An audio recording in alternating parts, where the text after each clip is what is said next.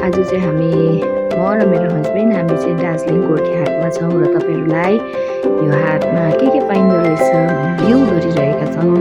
तपाईँहरूले यसलाई हेर्न सक्नुहुन्छ अनि हामीसँगै इन्जोय पनि गर्न सक्नुहुन्छ। हेर्नुहोस् है त।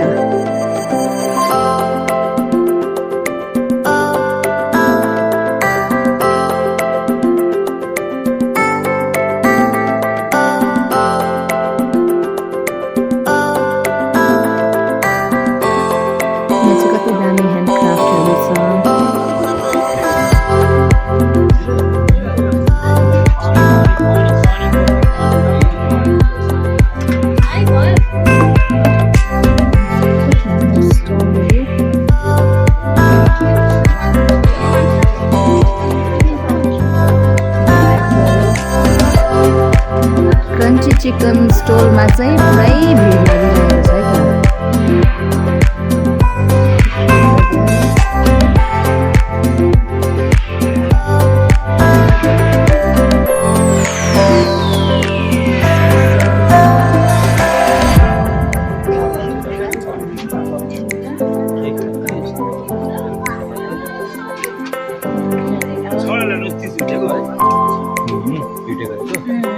यहाँनिर पाडे दबाईहरू पनि रहेछ।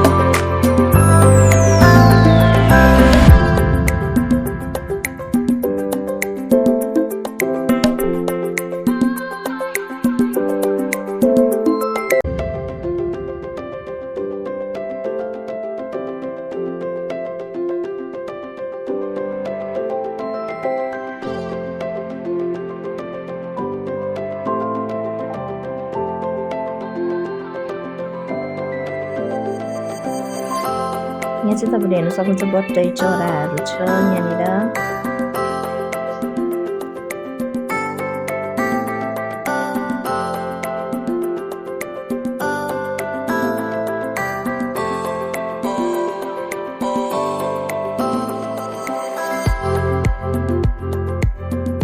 अनि हामी गोर्खे हाट सबै घुमिसकेपछि माकुसे रेस्टुरेन्टमा गयौँ, जो चाहिँ हालैमा नयाँ खोलिएको छ।